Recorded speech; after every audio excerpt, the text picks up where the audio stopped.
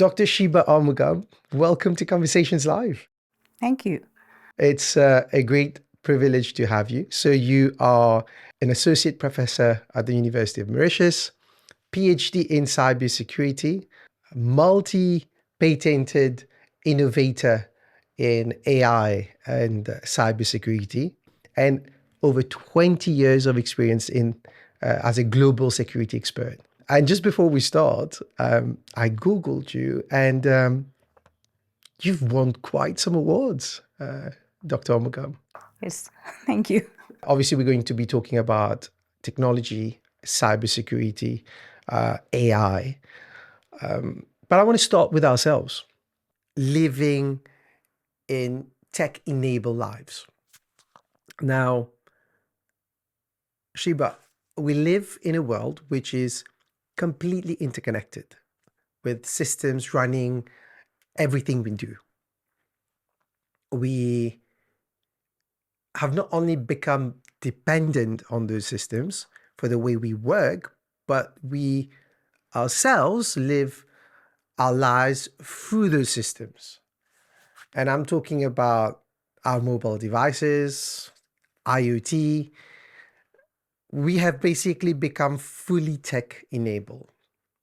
What is your perception and your understanding of how technology overall has taken our personal lives?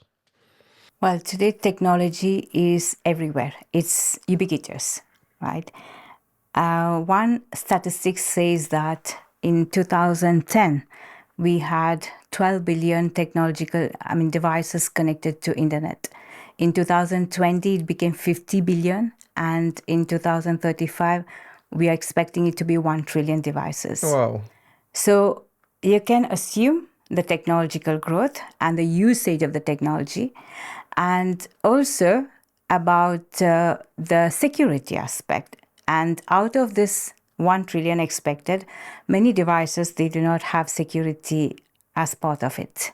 They are outdated system. They do not have the firmware updated.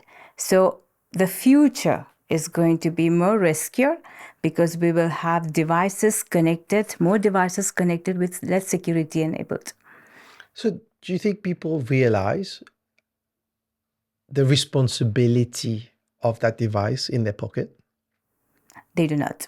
Most of them, they do not realize that they are responsible, they are accountable on the devices they are holding in hand. And most of them, they are not aware about the responsibility and accountability of accounts and devices they are in possession or they were in possession. I can give you one example. We have a culture when we want to buy a new device, we give our old devices. Yeah. We sell. Yeah. That's the danger. That's where our information can go leaked, right?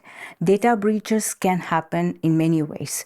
So people are not that much aware about the devices or the accounts they are having in possession or the forgotten accounts or devices. But then 1 trillion phone in 2020, 2035. 2035, isn't that a ticking bomb? Yes, it's a ticking bomb.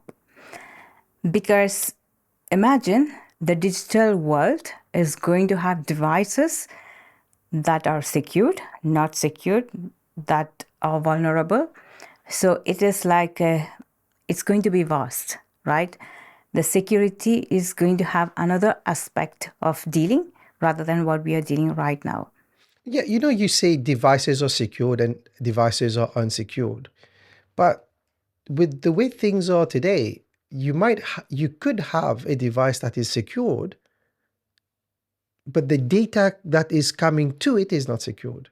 Exactly. When I say devices connected, years back, we talk about laptop network. Now we are talking about IoT devices, smart devices in your home network. Unfortunately, nowadays we talk about BYOD, right? Bring your own device. So many of us are having, work at home, for example. That means we are risking organizational security because of our home security. Yeah. Because not all the home security are well defined or well protected. So there's a risk factor. Now we talk about smart devices. all the smart devices, people like the smart home, for example, they're not patched. The devices or the IoT devices or the smart devices, they do not go for the patch software update. So that means in one home network, smart home network, the vulnerabilities are very high. It's very high.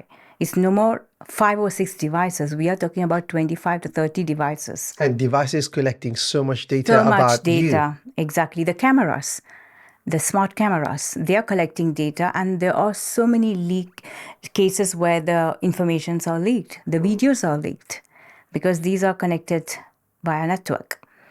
So it is, the technology is part of our life. At the same time, we are risking as well using these technologies without proper guidance. People today use, I was going to say phones and mobile devices, but they really use brands, which brings me to the aspect of how am I protected? Okay. And if I was to ask myself this question, I would think, okay, well, you know what? I have an iPhone. So I trust the brand to protect me. Is this a good philosophy? Is this a good mindset? Well, that's a good question about trust. You're speaking about trust, right? On devices, for example. So for you, by default, iPhone gives you security. You trust the communication, you trust the device security, everything. And maybe you will overlook any breaches that could happen because you have a predefined feeling that this is a trusted device. And I am protected. Yes. But there is one question I would like to ask is, can you confirm ever that your phone was never breached or phone was never being a victim of your device? I mean to say, it was never exposed for vulnerability or any cyber attacks. I don't think you can confirm until and unless you are scrutinizing your phone every second to see whether your files are intact or your services are intact. Yeah, and you said if I'm scrutinizing my phone, but what does that mean? I mean, the average people, don't even realize whether they need to be protected, don't understand the concept of protection from your mobile device, because we still see it as that device rather than advanced technology with immense sensory capabilities. How does the average person protect their real identity? Well, as the first thing what we have to be aware is about our digital identity. What we do, what we save or what we keep in on digital platform that define us. So that is the definition of our identity, digital identity. So we have to follow cyber hygiene, same like physical hygiene. We have to go through this cyber hygiene like a routine task. So that makes your device into cleanliness mode. So you can confirm that you're having the cleanliness for your devices the way you have the physical hygiene. So this is a practice we need to have in everyone. So when you're on your home network, you do have your family members using the same network. So when you have your cyber hygiene performed for your device, you have to make sure even other devices in the network are also protected. So it's a practice for everyone to follow cyber hygiene. Now, the definition of cyber hygiene changes as technology changed. So a few years back, we used to have the basic cyber hygiene, like change your password, make sure devices are protected. Use a symbol. Yeah, exactly. Now we talk about IoT devices, smart home. Yeah. So we say that you have to be aware about what technology you're using, what data. Make the data backup. So now we talk about data backup on devices, on iCloud services, or services given by Google or any drive services, any cloud services. You just mentioned Internet of Things. Even in Mauritius today, most houses are equipped with some or many smart devices, from your gate to the camera to your door to, it is in us to end up choosing technology that is more accessible, easy, and cheap, right? Oh, I won't need to buy an SD card because it will auto save on a cloud. Okay, right, fine, I'm saving. So how do we instill that mindset of protection, of cybersecurity into the everyday people? Well, security mindset should be the first one. As technology advances, the attack surface increases. We are having lots of attack points. So it's long years back, we used to say, protect your laptop, your network. Now we have to say, protect your smartwatch, your smart home, your devices, your mobile devices. Finally, it's like you protect everything on what you use on digital. So it comes on educating people. There's this other aspect of when we talk digital ID and digital presence, then what happens when that person passes away? Right now, we do not have a global law, like, globalized legislation to say what happens to our data from social media or our email, where it goes, who has the authority to take those data. Accordingly, there are certain law that defines that the law is for living individual. The privacy of the person who is dead, it is no more there once a person die.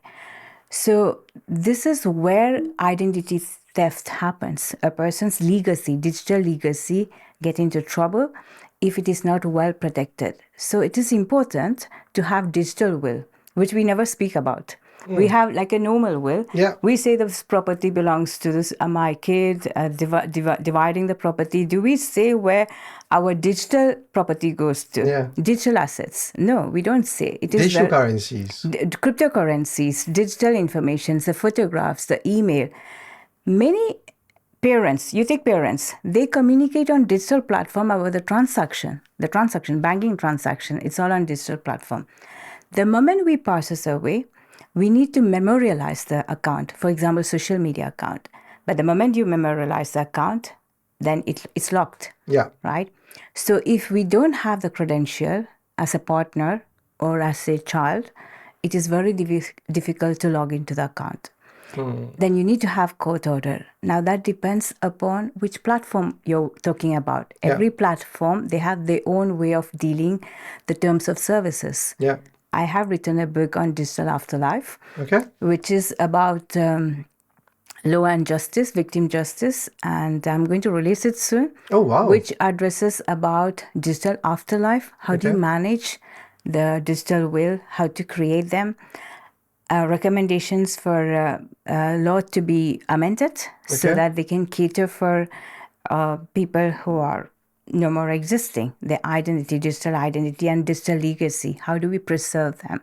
But in the process of writing this book, Sheeba, how big is that problem? The problem is huge because almost all transactions are happening on digital.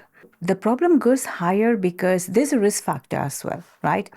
Let's say we get the communication of the family member, email or social media, but there is a risk factor of the other person whom they communicated.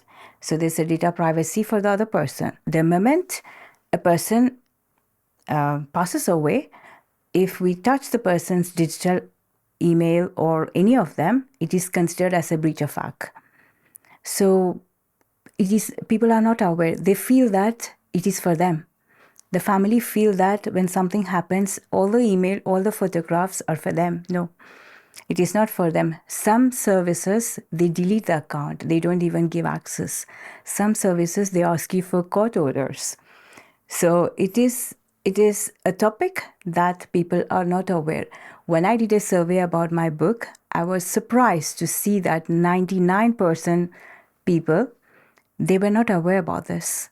They said, I never thought about that. Platform builders, you take Facebook or you take Twitter, X, the branded name, Instagram, they have to define. They do have a limited legacy contract, but it is not well defined. It is important for them to define it well as well, and the law also should be refined. Now there's obviously with AI, agentic AI, we are seeing more and more usage of AI into our daily processes, even when it comes to filling up forms, subscribing to a service. You can go to ChatGPT, you put the address and you tell it, and it fills up all the details for you. Does that mean that AI has already got access to all of our data? Well, when you talk about AI, it's not transparent, I must say. It is like a black box. Yeah. The services we have, we are not given the complete picture about the device or the services given to us. Agentic AI is like about automation, right? Now, again, if we are going to give the full power to a technology, that's going to be a disaster because we don't know how this technology is designed. We are not sure about that, right? So we are trusting the technology. As I said, the technology also can be harmful. See, AI is good. It is like a double-edged sword. You can use AI to generate crime. You can use AI to secure your system. Yep. But we do not say AI is perfect. AI is not perfect. It is, there are still rooms for perfection. Yeah, but when you look at how, I mean, for instance, Microsoft's got Copilot and each brand have their own version of agents, how we call them. Whether we like it or not, from our personal lives to our work that we do, we're using those agents and we're using those systems. I hope you heard about technology biases. There it's called hallucination. It's like a AI device, AI platforms, they can hallucinate. So a normal user, they feel that when they go to generative AI and extract information, that's the right information. Of course, maybe 95%, yes, or 90% to 95% could be actual information. But there is also the other side where AI hallucinate. So it can give you fabricated information. Sheeba, I want to talk about education. I think education is a crucial part in our conversation today. Do you think that the way we're teaching is connecting with the real world when, after everything that we've talked about so far as technology is concerned, AI and cybersecurity, how far is the education syllabus system to the real world? In a global perception, we do lack, there is a gap, skill gap. What is lacking is probably the review of the programs being currently given. Technology is moving so fast, so it is quite difficult to have the same thing to be, adapted in the educational curriculum. Probably we need to refine the review process, not to go for a long-term review process. I mean, duration, weightage. You can always review them on, very frequent basis based on technological progress.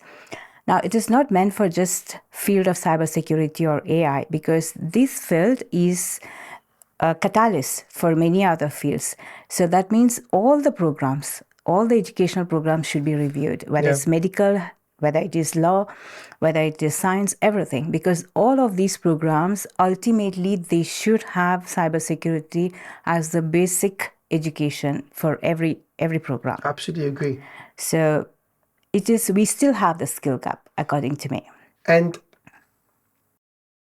if we want to create the talents of tomorrow, and I want to fence this conversation with cybersecurity and this aspect of understanding technology, how do we go about this? Because by the time these students have finished their courses, the technology would have progressed fivefold. So how do we bridge that gap? Well, we have to change our perception on education now. We no more stick to initial education as the base. So it is an ongoing process. So as you said, technology is progressing. We need people to educate. So if technology is changing, they have to certify themselves. There are short courses. There are many platforms that gives you free services as for learning. So it is important for us to be having an ongoing way to learn. Yeah. Have that culture in us. It is not just for professional, it's for everyone to have that culture of learning. And you know how industries, when they go through their digital transformation journey, they remove the boring parts, and they have robots and agents to do that for them. Why aren't we doing that in education? I would say the learning basics that should remain. That's a foundation, right? What you see today as digital technology, advancement, tomorrow in 6 months is going to be obsolete. So if we are training students to what is being expected by industries today, then we are wrong, because we are not giving any base for them. We are just producing a technology specialist for their need. It is same like an analogy. You take a medical doctor who is trained only to do surgery without knowing what is the basic. We would not trust.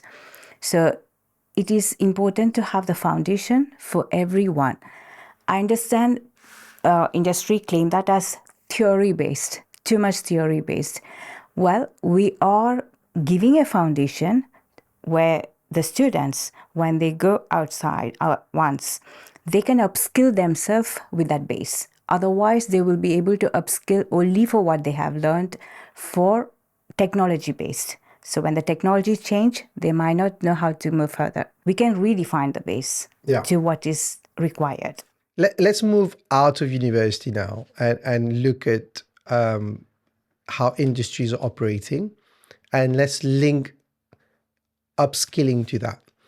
When you look at agentic AI and AI taking over almost every process that it can, how do we link this to upskilling our people to understand those processes, keeping in mind the speed at which this is happening? So let's take agentic AI that has automated many tasks for us, for the industry. Now, when we talk about technology, it is not replacing human actually. That is the current perception, because agentic AI is taking over many tasks. People, they have a fear they might lose their job, for example, right? In fact, you can use that in a positive way. You can use the same concept to upskill your working, pattern. You can improve. You can become more productive. So instead of doing a task for a limited period of time, maybe the person can do more tasks in that particular time with the use of AI. So we become more productive in our business. Yeah. So it is important to realize that AI to be used as a service to support you. Even we do have service, crime as a service. We have ransomware as a service. So that's a service given to have the attack done. So there are many services. Okay, that intrigues me. Tell me more. Now, you don't have to be an expert to have an attack generated. You have services given. So that means with the help of AI and emerging technologies, we are not expected to be an expert to do those crime. It is given as a service. So it's a big topic, because security is a vast topic. It doesn't stop at what internet you see. There is on the other side that's the dark web, where people never think about. Dark web is a place where our informations could be there, but we are not aware. We cannot confirm that our data are not leaked in dark web.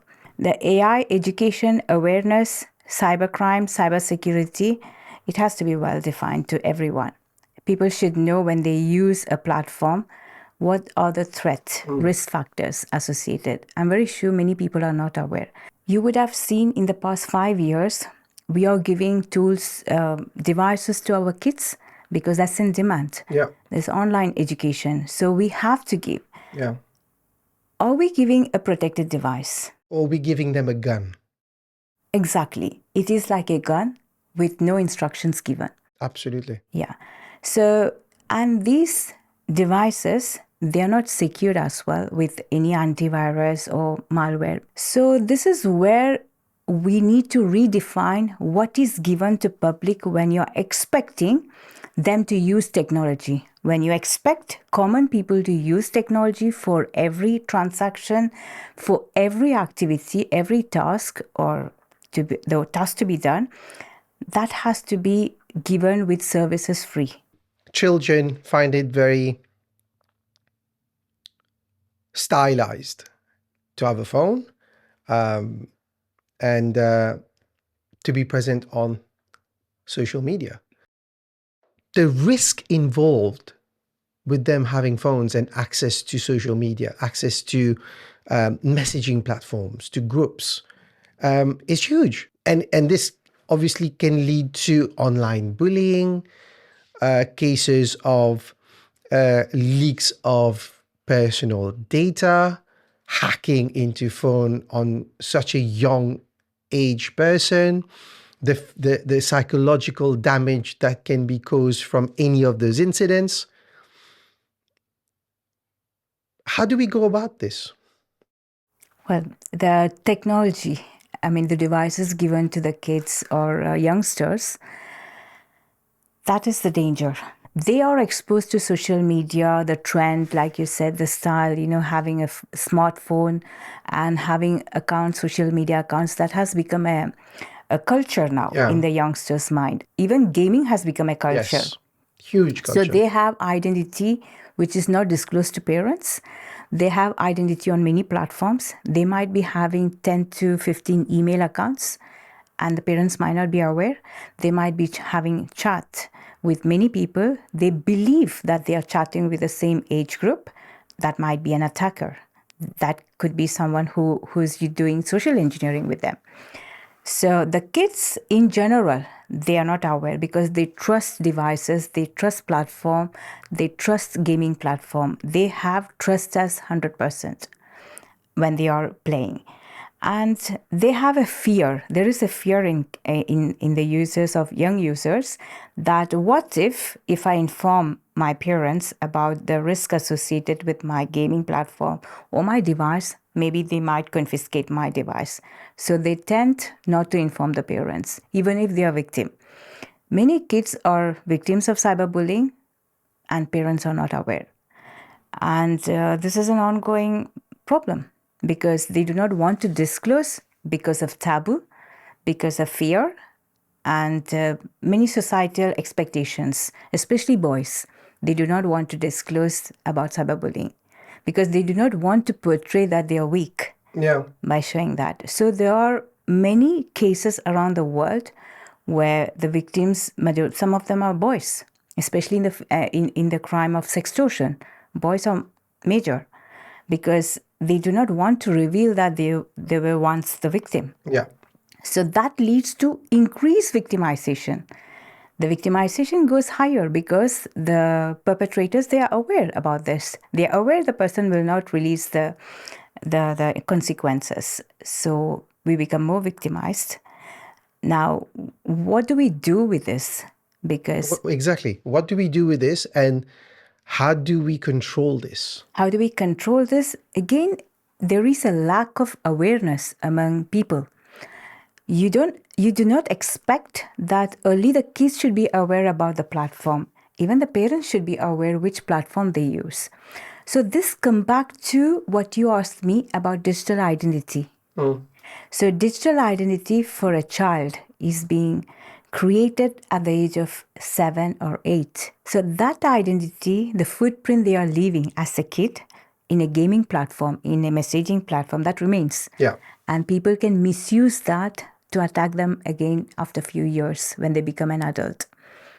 So now digital footprint become an issue for youngsters because they are not aware this can be a tool one day, an attacking tool one day for them. Yeah. By the time they realize it's too late, they have already revealed. Some of them, they are leaking photographs. Some of them, they are giving their home location. Some of them, they are giving where they study, the school. They give addresses. They give credit card details of the parents. There are so many digital information being sent through the platform. How do we control this? Because if you see well, the kids are given devices. They are isolated in a room to play. hardly parents are monitoring. Maybe some of them, not all of them. And even if you're monitoring, do you know what you're monitoring? Exactly. Are you aware? Are you aware the kids are hiding apps? Nowadays, you can hide apps in your devices. Yeah. Maybe the parents are not even aware the apps are there. Yeah. They might be monitoring 1 or 2 apps. Maybe 10 of them are hidden. Yeah. So this is a current issue, which is a major issue because these kids, when they become adult, they're carrying the digital identity with all these traces. That will never go. It will never go because it is Yeah, that was there. going to be my next question. Can we wipe footprints? We can control the footprints, but once it goes from your device to outside world, there's no control. As I said, once you send a photograph or an email, or you're on a social media platform, you have photographs over their videos, there is no control because you never know who's downloading your, digital data. So by the time you're erasing your digital footprint or trace, it is with many. Many would have downloaded, many would have screenshotted your communication, the chat. So many times I get questioned, what if I format my device? That doesn't make any sense. Doesn't do anything because that doesn't local. do anything, yes. We have to define the way we define discipline for kids, how to behave. We should also give a behavioral, definition, how to behave online. That is very important. And this brings me to ethics. Who controls AI? Who makes the decisions? Who makes the frameworks? Let's start with the latter. The framework. Well, the AI framework or security framework, it is still fragmented.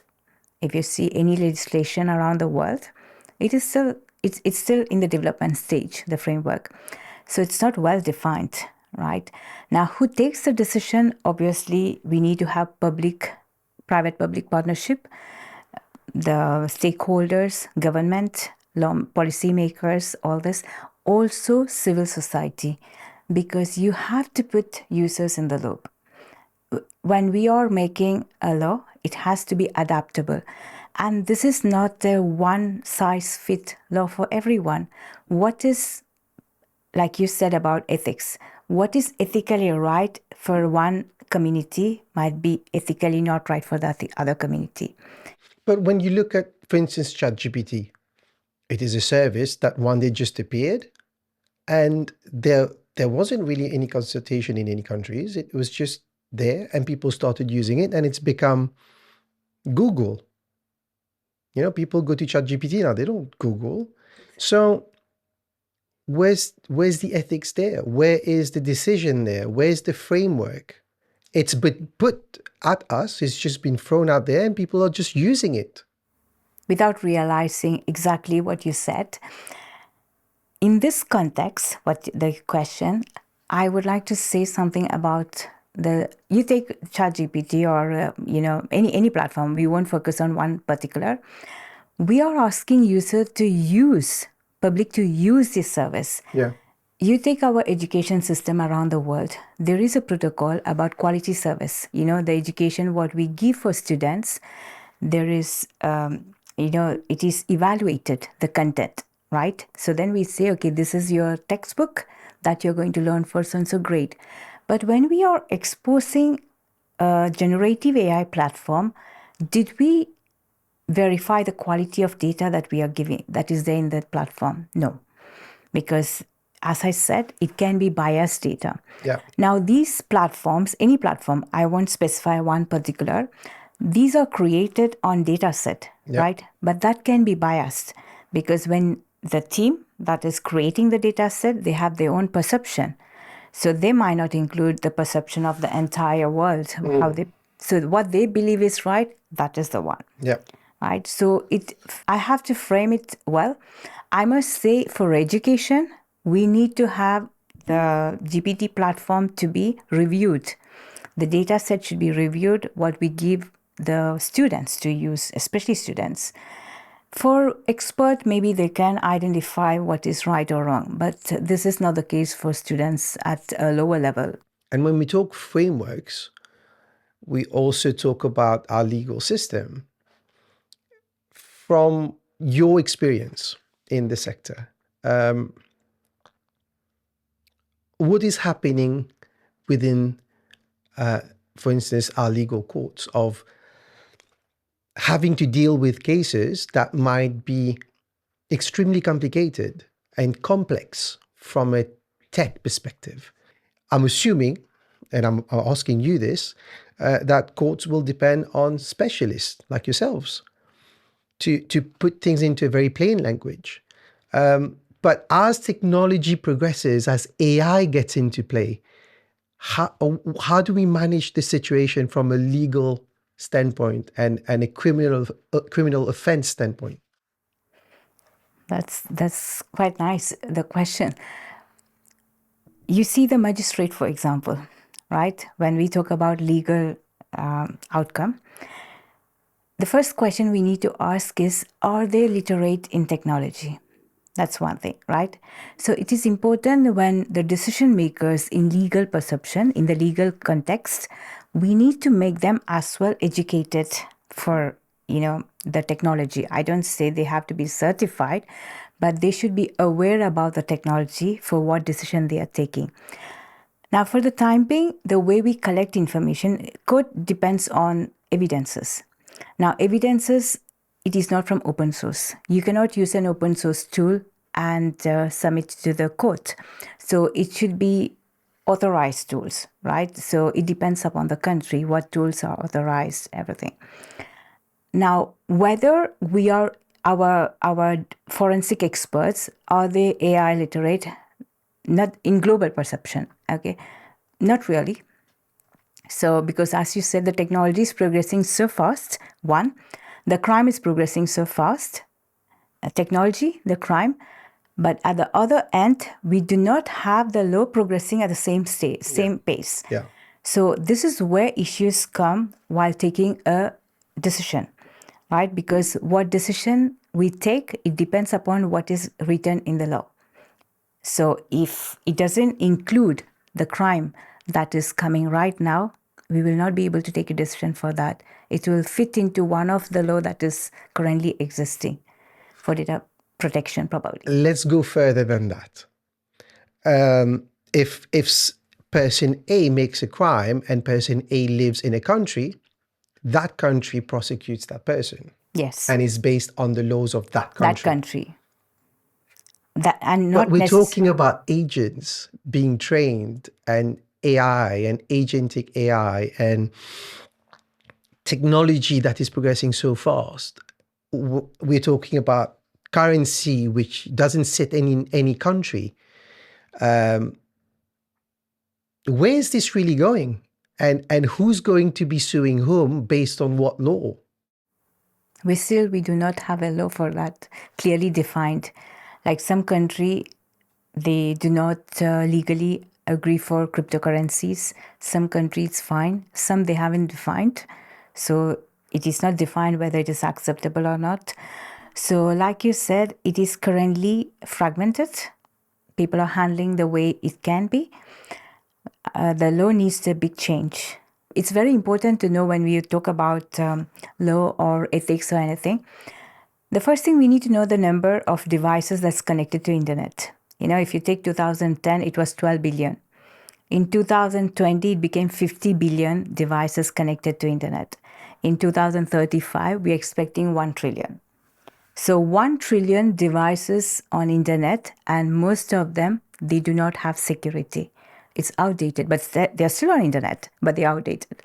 So imagine what are the vulnerabilities, attack surfaces, all this are going to come in the picture. So when we define the law, it is also important to define what is acceptable to be put in the market. Like you said about ChatGPT. When you're introducing a platform, it is important to realize what that platform consequences is going to be in the next few years. So I feel that needs to have more value given, because we are being introduced with apps in our devices. It's quite attractive. You want to install the app without realizing this app could be a threat app. Yeah. It could be collecting our behavioral data, our biometric data, and all this data. You take devices with cameras. All the devices are having cameras. I would like to ask you a question. Are you anytime aware that you might be captured by this agentic AI? Your camera might be activated anytime? But are the public aware about that? No. So the risk factor is every single point of devices. So we are living in an ecosystem of devices and services. We are no more saying devices listening to us. Exactly. Devices listening to us, taking our data without our consent. And those data are used for marketing. Marketing, exactly. Now that comes to the previous question you asked about users who are no more existing, who passed away. Yeah. So their data could be used for many marketing purposes. Yeah. Until and unless that person has defined in the digital will, my data should not be used, then it's different. It's just a bank of data out there to be used for free. Exactly. I call that as a digital graveyard. Lots of data are there and no one knows what to do with that. Then how do we then use AI itself to protect us? You should be using AI. You should use AI to protect from AI threats.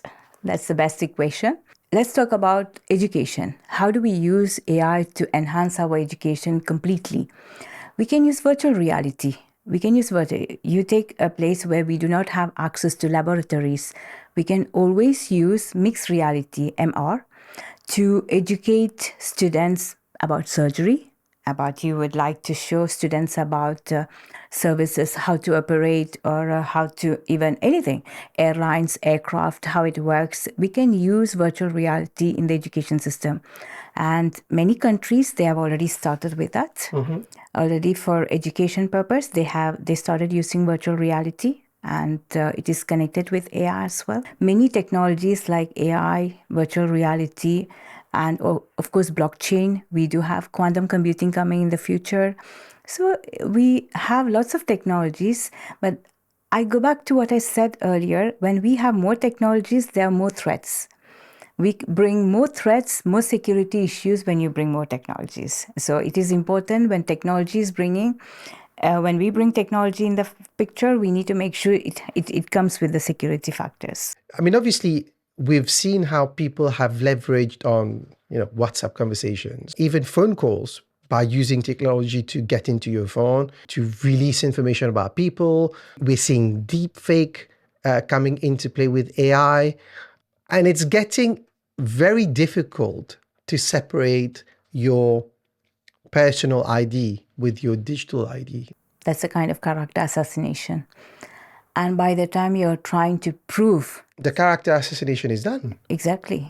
Our identity has been damaged, reputational damage. And based on this, many organizations, they take initiative to, what to do with the employees. There are many actions taken already, right? So deepfake, again, it's a dangerous game where every 5 minutes in 2024, they found that the research says that every 5 minutes, there are deepfake crimes. Every 5 minutes. The question is, are we aware we are the victim of the crime or we were the victim of that crime? No. Many of them, they are not aware that particular video or what they have watched, it was a fake one. They trusted. They won't go back and see it again. They trusted. So the crime has been done. People are not aware until and unless it has affected the person somewhere. Then yes. Otherwise, nobody cares for what We're they see. We're talking about videos from a character assassination is concerned, but think about a video call, a phone call, an important meeting that where important decisions are taken. Those can have massive implications too. Exactly. And it can go for a closure for an organization itself, because the loss that bring in with this kind of deepfake communication, being trusted by the employee towards their management, can go for a big disaster. Because let's take an organization. You're an employee, right? Can we call the director and ask, did you call me? can an employee who is They would never do that. They would never do that. They are going to trust the call. They will not have a doubt on the call, the video call being done. They're going to trust it. And if the video call, let's take the example, a director of an organization or a manager says that do a wire transfer for this particular amount to this account. They're going to trust because their job is to trust, their job is to transfer. How far they are realizing this is a fake video, we haven't. Then are you aware of the frameworks being put in place since this is out to protect industries, to protect companies from those sort of attacks? For this particular part, we need apps or software to detect it's a deepfake video, it's a deepfake call. So we need technology to help us to say that that's a deepfake video. So it should be kind of... This is like you telling me, well, I use ChatGPT to do my thesis, and then I use some sort of AI app to detect but really, personally, how do you see the future of this? How do you see what sort of technology should be in place to really prevent these attacks from happening? For this particular issue that's happening right now, deepfake or any of this crime that's happening, one method is to use blockchain.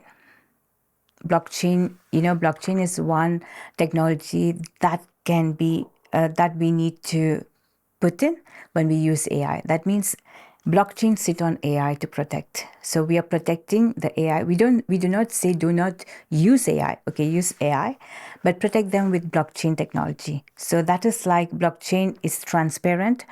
I will not go to the technical side, but that is one technology that can protect the AI. In simple language for our viewers, tell us what you mean.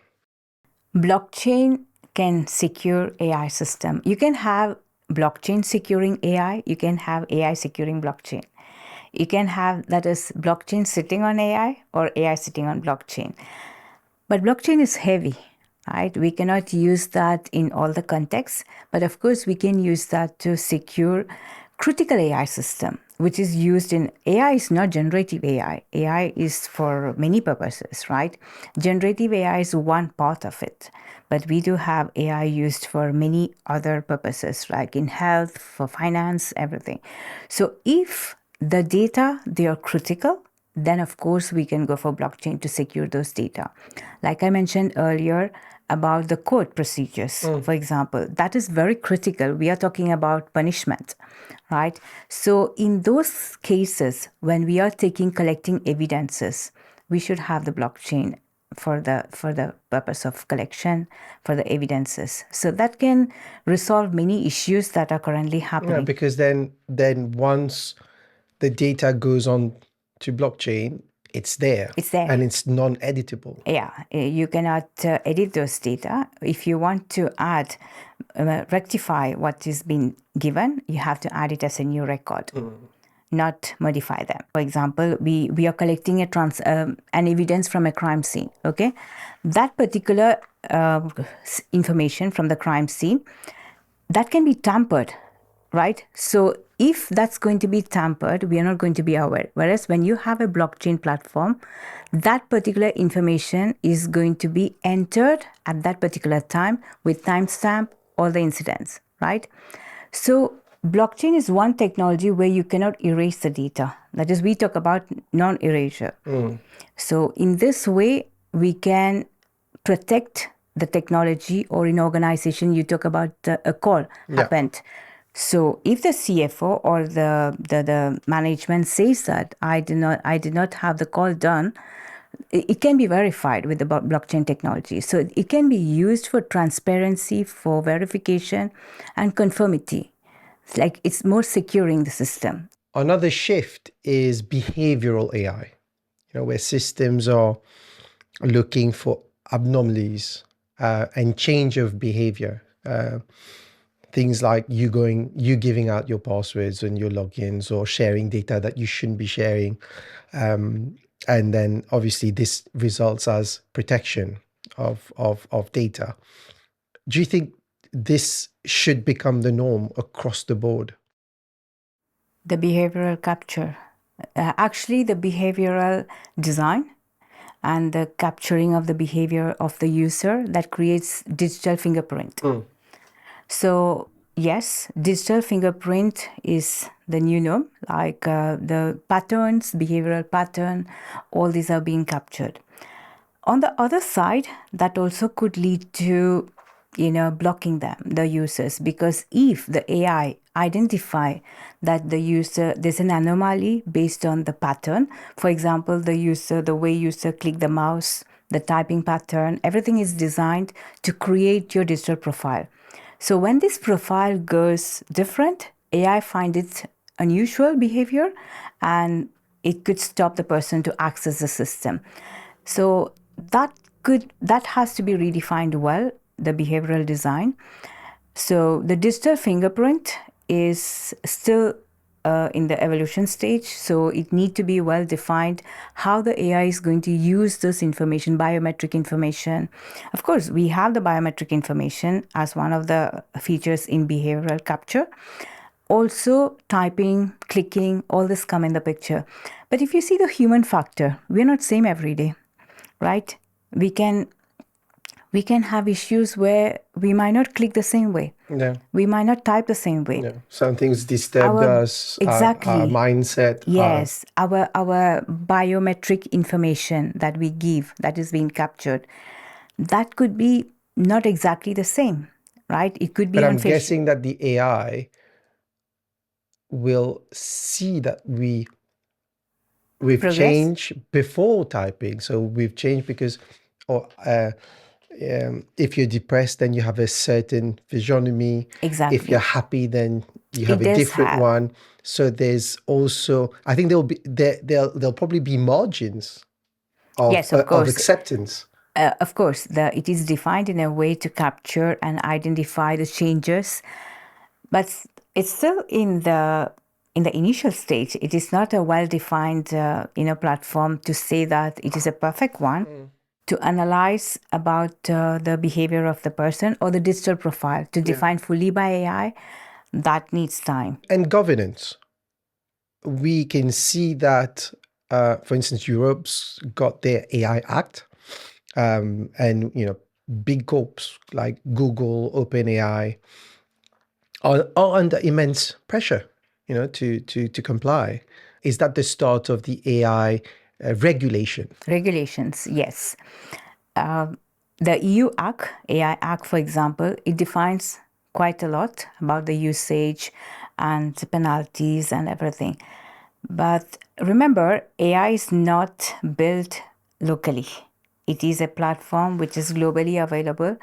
So the usage of AI, up to what extent, how to use them, it is defined by our local law, right? So that has to be defined about the usage that is permissible to our country, right? Because the usage of AI is not globally accepted, right? So as you said, a crime being done by an individual in another country could be a punishable crime in that country, but not in their country.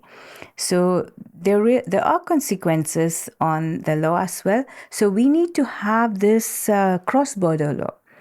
A law should be cross-border because we are talking about digital platform. This is not a local platform. So when something is digital, we need to have the cross-border law well defined about the usage of the tools like AI. Will it not be easier to regulate blockchain? And then is then this the answer to the fragmented situation that we have today? The fragmented situation, see, blockchain is one of the technologies, emerging technologies. It is not an established technology. It is called as emerging technology. So when something is emerging, we need to... Let me rephrase this, because obviously you'll then tell me, well, blockchain, where is it based, in which country? But imagine this. Imagine we have a council of countries and it becomes the council, let's call it the AI council for sake of argument. And they then authorize specific frameworks which results to the use of specific apps, just like blockchain, which is then regulated, therefore leading to a situation where we are creating a space for AI development, app development, but within a regulated space and a regulated framework under which all the countries sit. Therefore, you don't need to be physically in a specific country, but as long as you're using this app or that app, which sits on this framework, which sit on this council, then we're all sort of following some sort of rules and regulation. Rules and regulations, exactly. When you talk about technology, like the panel of different countries representing, that's the best method. I would suggest as well to develop an AI platform or an app or a solution that has to go through a regulation. So instead of making the app and then bringing regulation, it would be better we have a technology evaluation committee that says whether that technology could go further up. If it is harmful, then do not. If it is not beneficial, then do not proceed. What we are doing right now is technology is there, then we bring the regulation, right? But by the time the technology is in the market and the regulation come in the picture, many crime happens. And this is something that needs to be done at UN level. Exactly. We're talking about sustainability, food security. But I don't hear cybersecurity. I don't hear progressive evolution of technology. And this ought to be there in the first place because we are probably going to die because of technology rather than climate change and food security. Perfectly said. You perfectly said it, because technology could be harmful to that extent. In my perception, we need to make it like a road safety act. How to use the technology, that has to be for everyone. Do not cross the road. Same thing. We have this cyber hygiene act, instilled to every single person, how to use technology. It is not there. People use technology the way they want. They use social media the way they feel. They use technology at their own convenience. They want to attack, they attack. They would like to criticize, they criticize. That goes for freedom of speech, right? So the platforms and technology are used in a subjective perception without knowing the consequences, because not everyone are aware about the impact or consequences that can bring for what they do online. Because people are not aware. Not all people are aware about that. And this leads me to us in Mauritius at a time where the sub-Saharan region is booming, is becoming key for developed nations. We, Mauritius, have a potential role to play. And at a time where we are telling people to come to Mauritius, to invest through Mauritius, use Mauritius as a hub in the region, are we prepared technologically for that sort of narrative? Whether as a tech enabler or as a tech protector? Well, I wouldn't say we are behind. It is up to defining what is acceptable. So when an industry comes to Mauritius, we need to make sure we are producing those tech enabled. That's going to be my next question. Do we have the talent to be able to service those industries? Well, that depends upon the industry that is coming. So, for example, we are not into robotics yet because we do not have that demand in the market.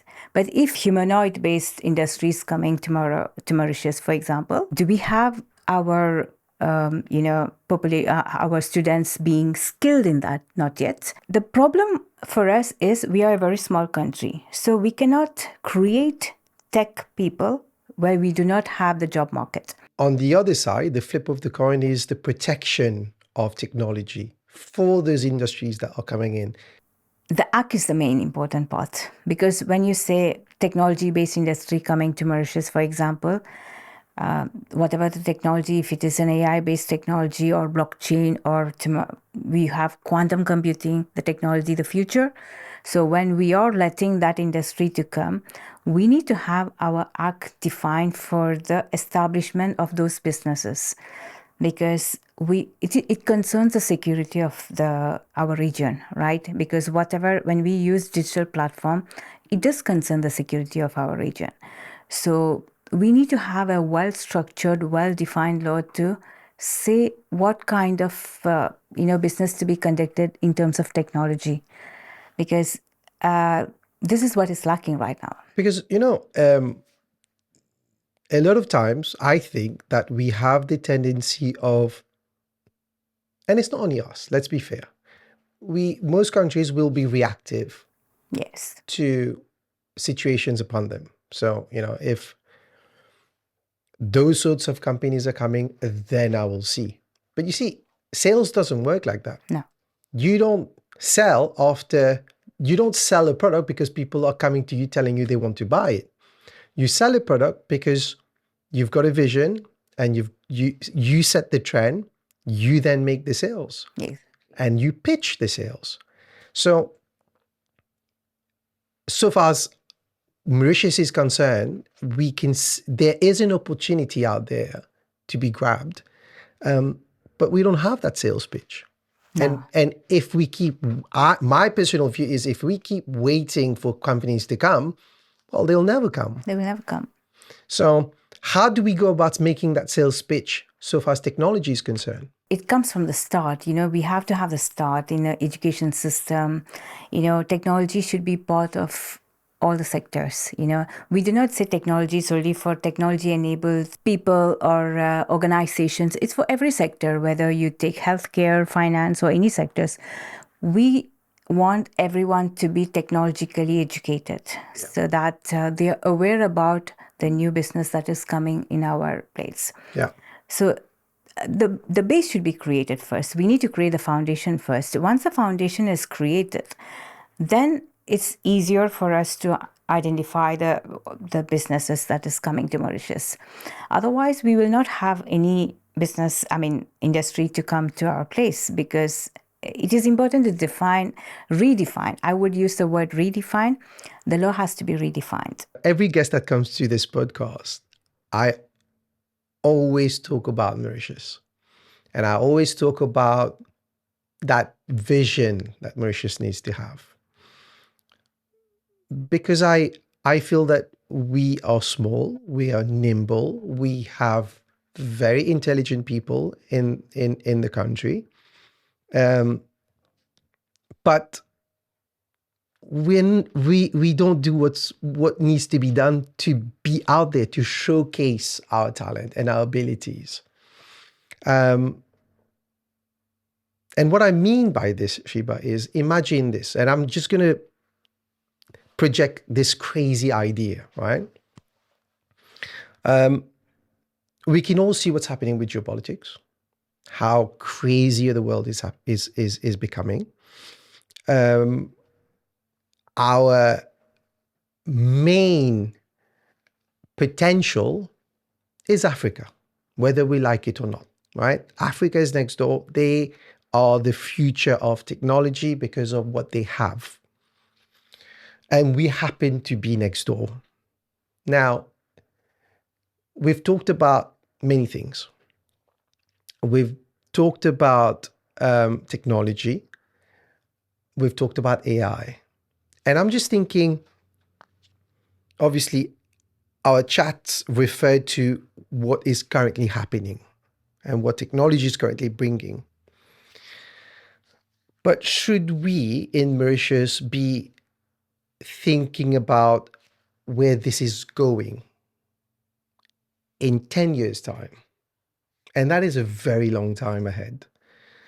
Should we, and again, this is just me saying it, be projecting into that vision and telling ourselves, just like Dubai did, 35, 40 years ago, they said, we've only got sand, we've got nothing, but we are going to be number one in the country in terms of tourism. We're going to be number one in terms of the amount of people traveling to us.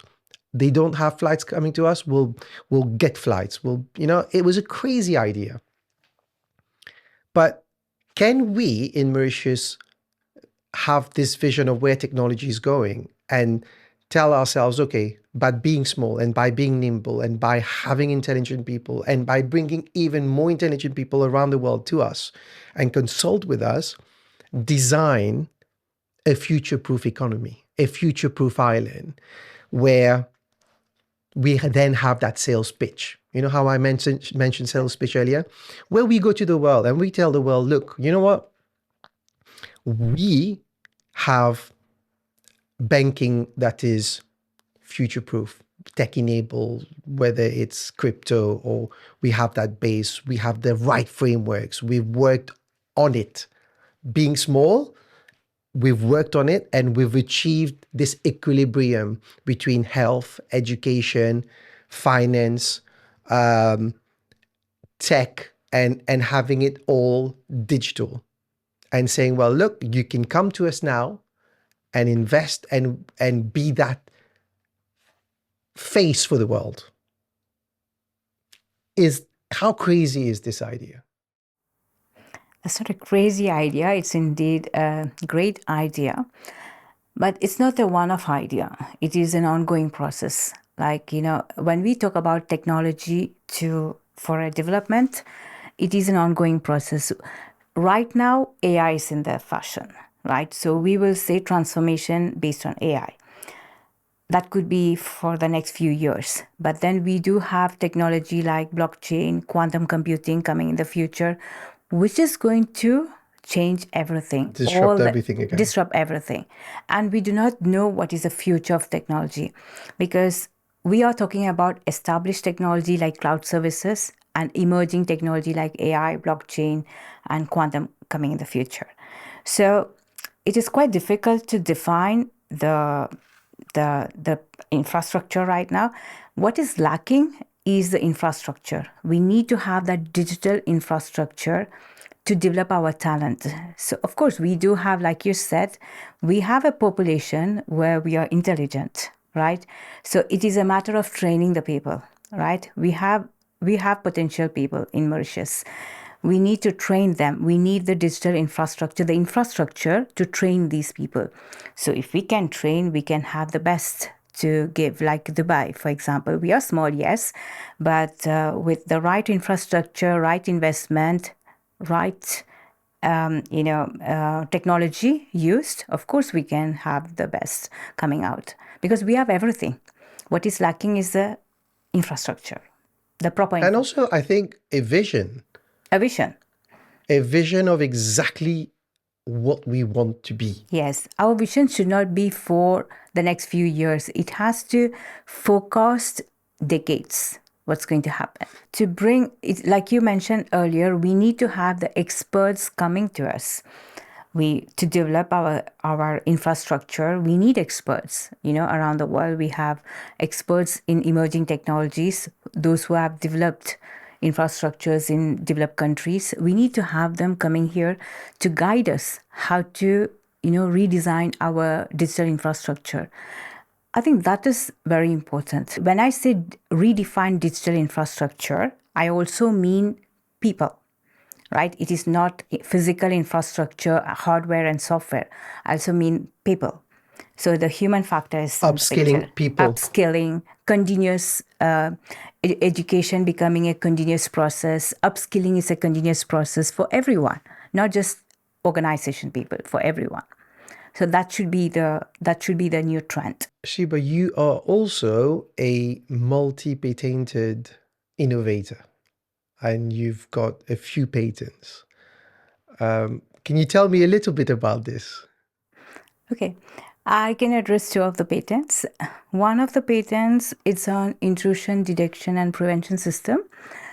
It's a genetic-based model, and I patented that in South African Patent Office. It is like a security system to identify intruders in a simple way.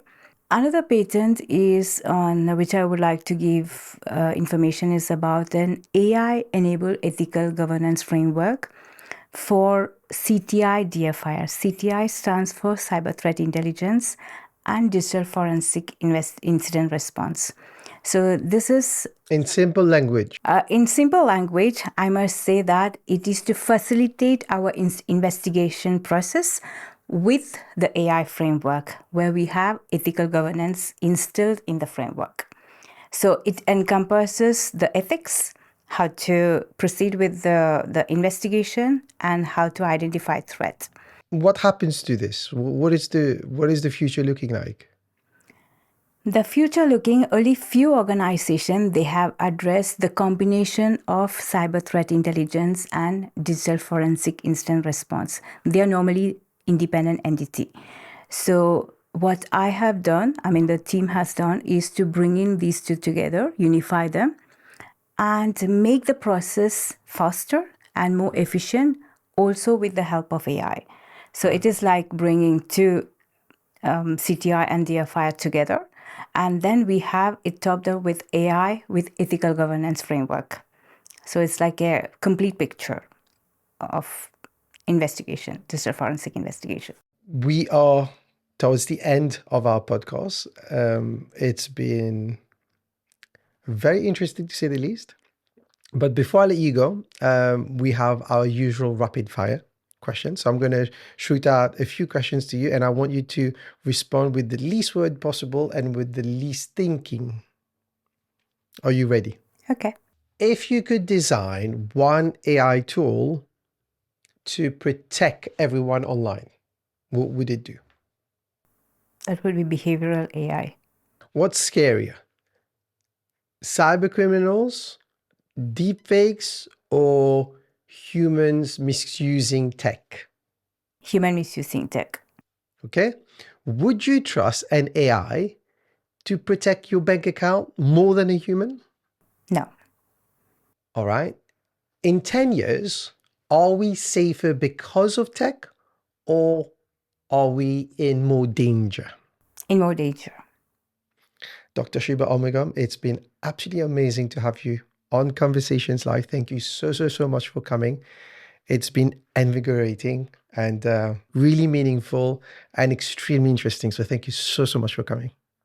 Thank you, Kabir. And I must say, this is an interesting platform to share ideas and information about the technology and emerging technology. I must tell you, thank you for having an opportunity given to me to share my perceptions and knowledge.